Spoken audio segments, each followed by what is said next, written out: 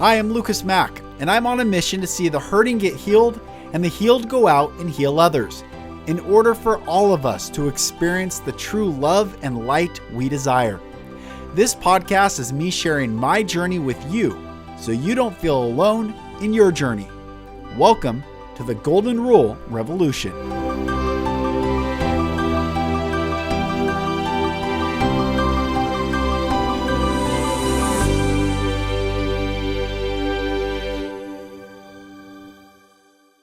Hello, my beautiful brothers and sisters, and welcome back to another episode of the Golden Rule Revolution. I am Lucas Mack. It is almost the end of February. We are entering the third month of the year, and I'm excited about it. I'm not going to hide it. I am actually really looking forward to the progression of this year. There's a big holiday in the Jewish faith this coming Friday. It's Purim. Purim is based off the book of Esther. Esther is the 17th book of the Bible. The story of Purim is Haman wanted to create a genocide or lead a genocide against all the Jewish people in Persia. And Esther, the queen, who is a Jewish woman, and her uncle prompted Esther to go speak to the king. And Mordecai's words were, "You were born for such a time as this." You were born for such a time as this. So Esther goes before the king, and the king didn't know or didn't realize that Esther was Jewish and didn't realize Haman's plot to eradicate all the Jews. And he enacted another law that ended up having Haman hang on his own gallows, and Haman and all his plotters die on the very mechanism that he intended to kill all the Jewish people with, specifically Mordecai and Esther, in front of all the people, and Haman ended up dying. It's an incredible story of reversal. It's an incredible story of things looking bleak, things looking incredibly intense, and facing your own fear of death, or they were facing their own fear of death. Very similar to what's happening right now in the context of facing the fear of death. So Esther, the 17th book of the Bible, the 17th letter of the Bible, 17th letter of the alphabet, you can guess what that is. You can count through and see what that is, which is why the media is working so hard to discredit the 17th letter of the alphabet, but it also corresponds with the 17th book of the Bible, Esther, which is coming up this Friday, the 26th, is Purim.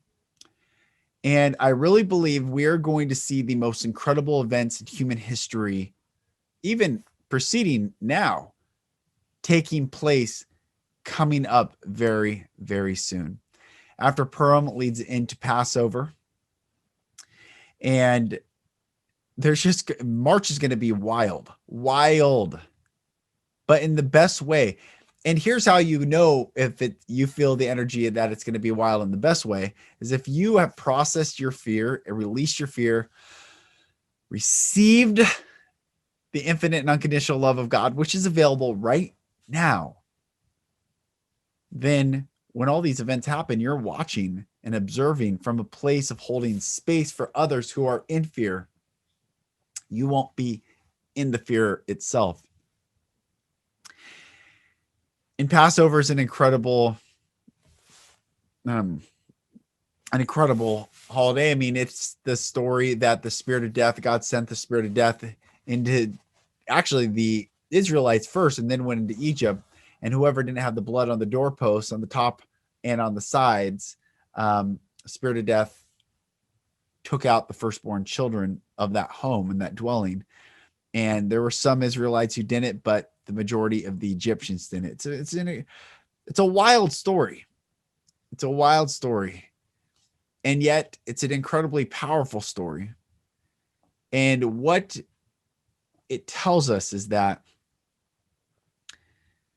when we step out in faith, when we overcome the fear, I mean, if someone said, hey, put blood on your door, or something bad's going to happen, or God said, put blood on your door, you'd probably be like, what?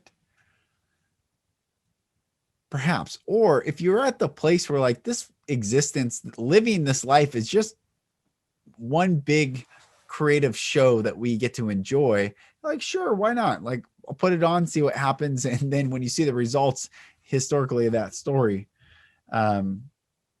you probably will take more advantage of stepping out in faith more often. I hope that makes sense. It's just we make things so serious, I guess is what I'm saying. We make things so serious versus just enjoying and stepping out in faith and exploring the creation that we are in right now. So Passover is coming and the Feast of Unleavened Bread. There's a lot of things happening politically, astrologically, energetically. Timelines are all fascinating. I was talking to Aaron Scotty the other day on a live that we were doing on Facebook. And this is what he said, morning is a play on words like morning, M-O-U-R-I-N-G, and then M-O-R-I-N-G. And why do we say good morning? Because it actually is good to mourn, because you reflect on time and you honor those who have actually been before. So in Judaism, you sit Shiva for 7 days, and it's a reflection of the life that has passed and is lived. But the Bible says that the evening and the morning were the first day, not the morning and the evening were the first day, which is fascinating. And I started talking about this with him, and I thought, wow, even balance. So how God created Genesis to be is that the day begins in balance. It just happens to start at night. But he doesn't call it the night and the day were the first, or the night and the morning were the first day. It says the evening and the morning were the first day.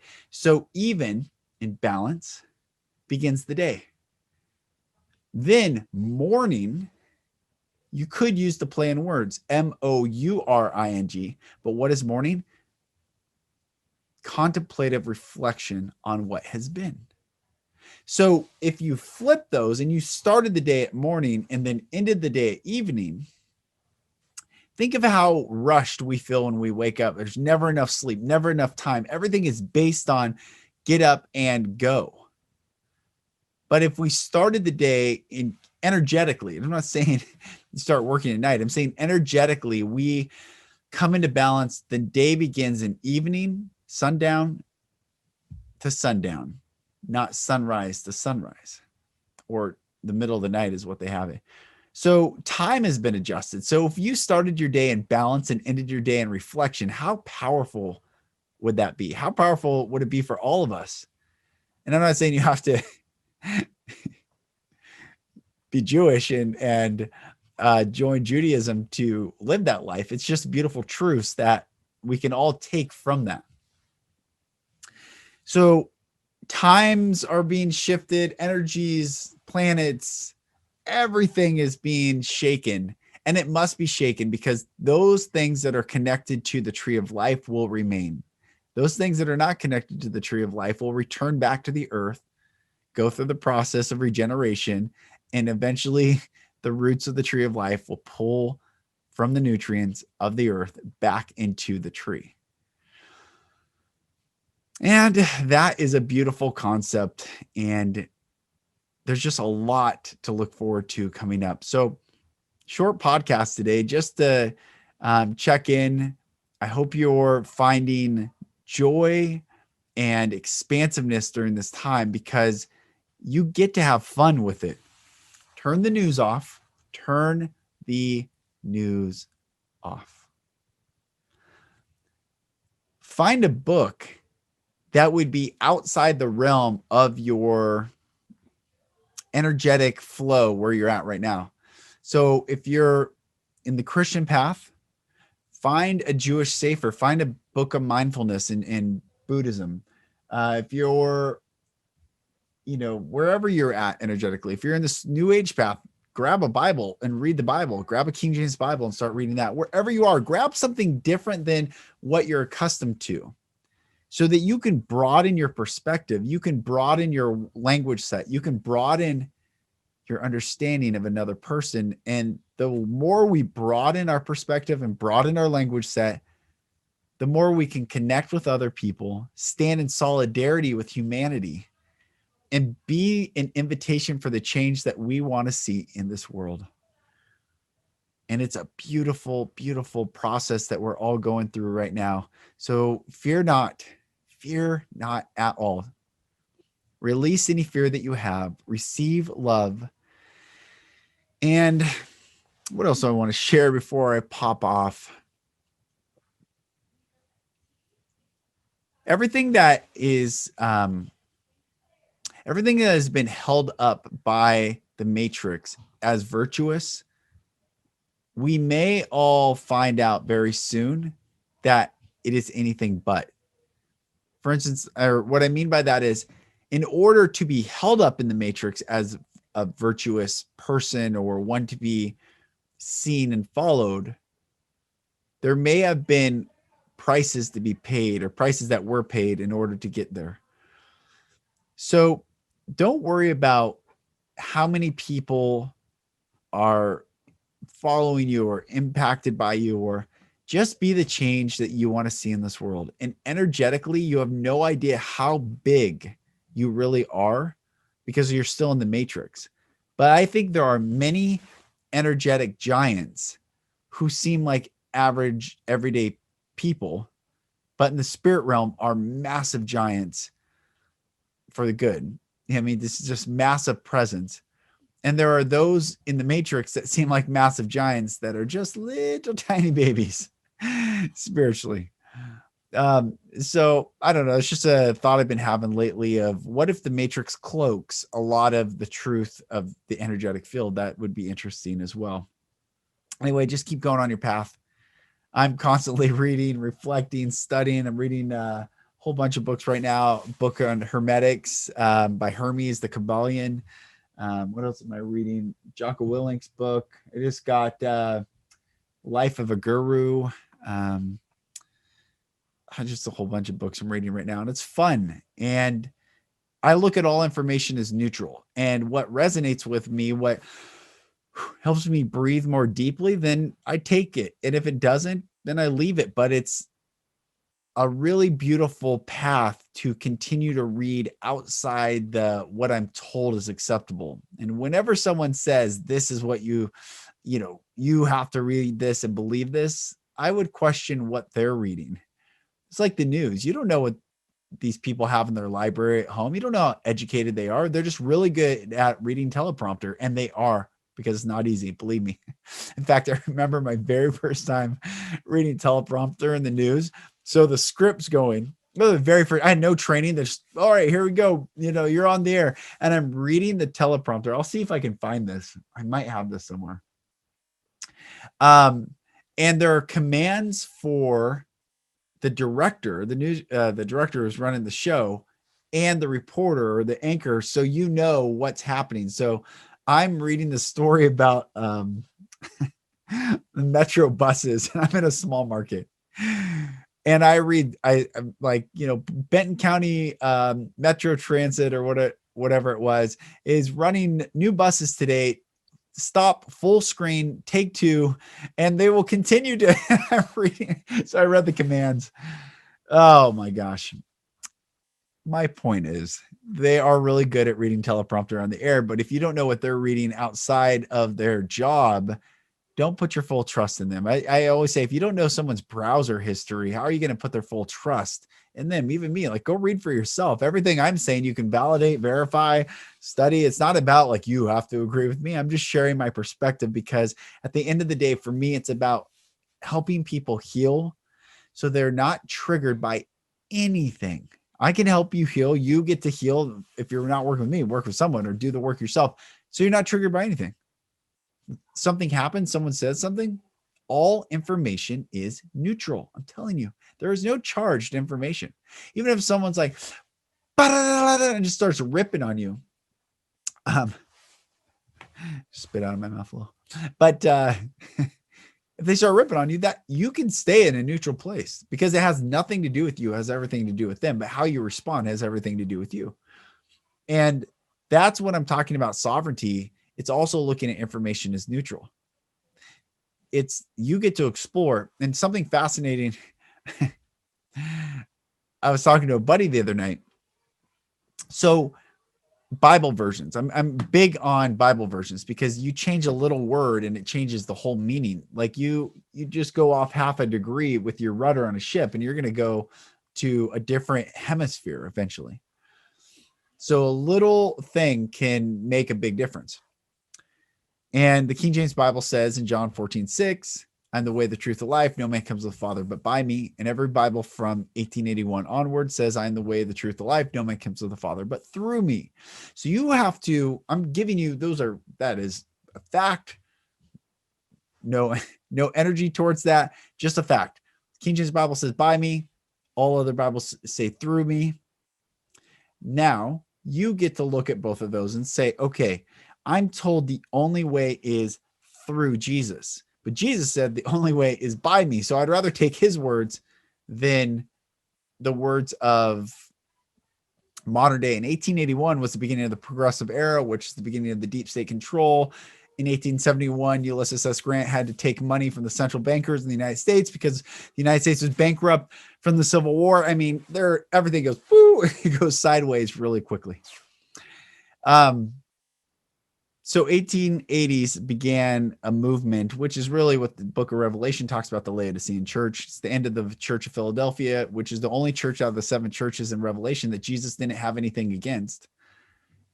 Interesting that our country, first capital was Philadelphia. There are no accidents. There are no accidents whatsoever. We're living in the most incredible times, but you have to see it and detach to actually see how incredible things are right now.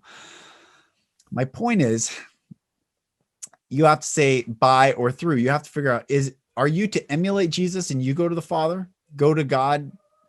And we think of God and Father in this context because masculine gives and feminine receives. So of course, God will receive everything you give to God, give to it. And you can also say, God gives me everything. He gives me. So you can go to God yourself and model or follow the model that Jesus gave for us.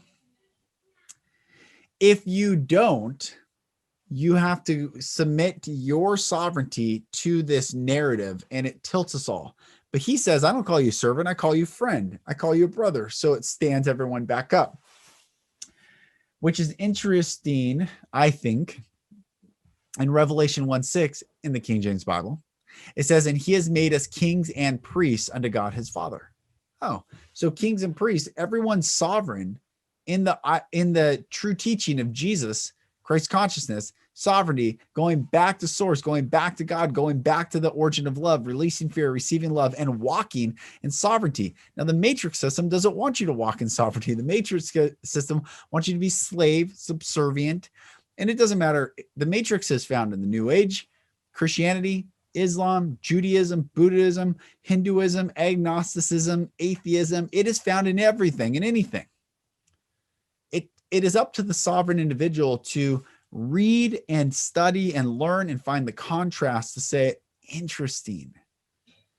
You might talk about unconditional love, but you talk about unconditional love through the means of fear and condition. Therefore, it invalidates your narrative. I'm going to find those who simply just talk about unconditional love and embody it. And there are so many from every path. There's not a path. You can't say, well, this is the path. That's why I've said on a podcast before, the Mandalorian show, which is fascinating that it got inserted into the narrative of 2020, keeps repeating, this is the way. There is no the way. There is your understanding of a way that many may find, but it is not the way. Because the way implies the place that the person acknowledging the way is at, but someone on the other side of the world who has no context, no concept, no understanding, no language set, no ideology, no theology, no doctrine, no medical philosophy, no political philosophy, no nothing, no construct of where you are saying the way, they can't understand it. So you have to either say that God invalidates that person or it's not the way, it's a way. So these are my thoughts today. I think just a little bit more random musings, perhaps. But I love you all. I mean, I really do. I really do. I love humanity. I love humanity. I want to see humanity stand in sovereignty. And one last thing that's coming through.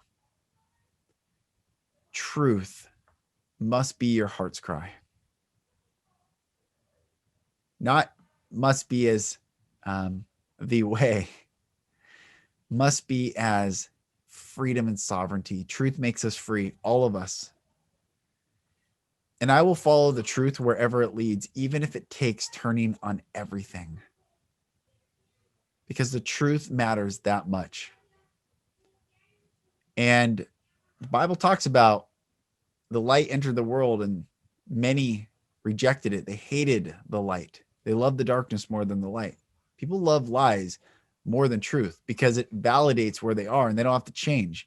So people keep going into churches that just validate their own living as opposed to asking questions and digging into truth and sitting in knowledge and understanding and breaking down constructually the whole ideological paradigm that people bring.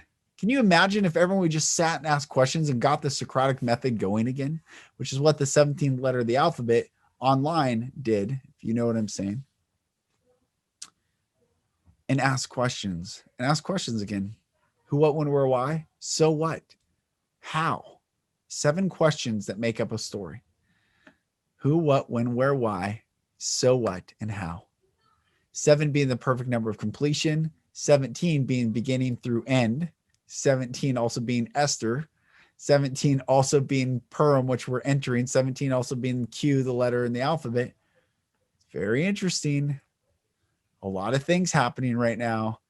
And the media and religion and all these the way sayers are saying, don't look over there, stay with us. And I think more people than not are saying, what else is out there? Is this all there is? Do you want to just believe the news for the rest of your life, believe the religious teachings and your educational teachings, and that be it for the rest of your life? Then what else is the point of living?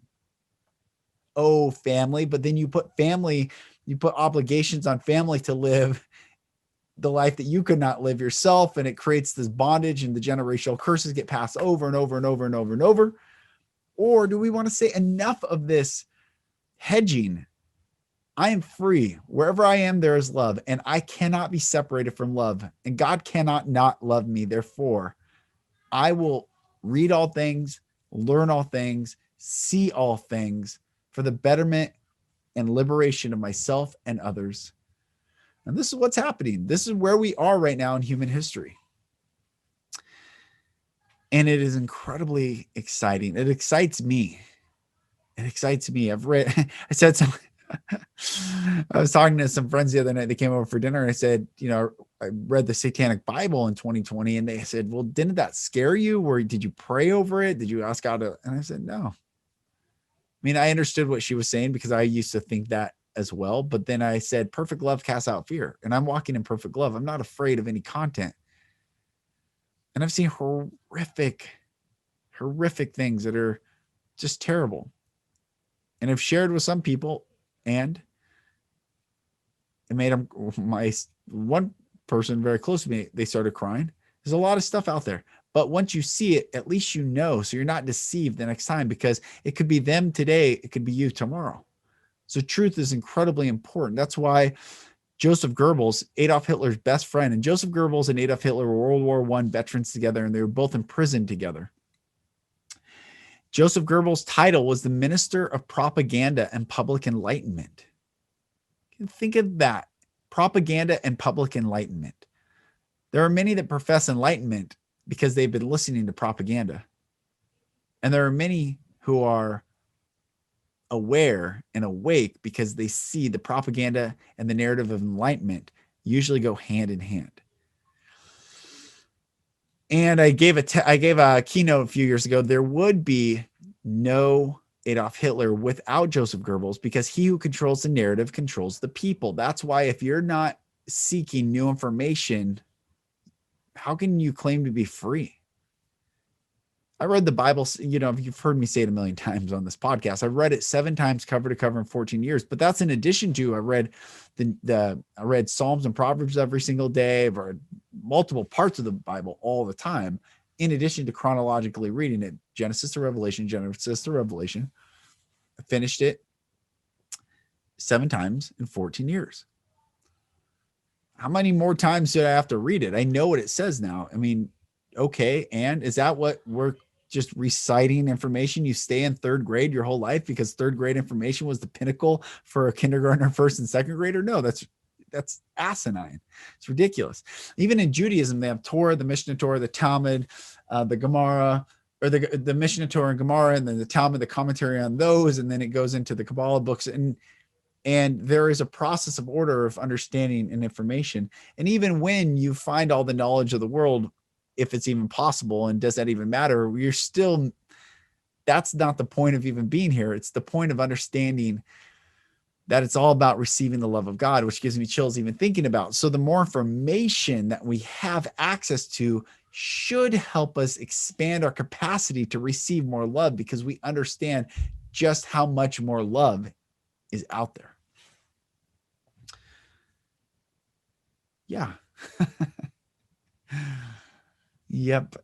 So thank you, brothers and sisters. I bless you all. I love you all. And I will talk to you on the next episode. Thank you, brothers and sisters, for listening. For support in your journey, go to my website, lucasmack.com.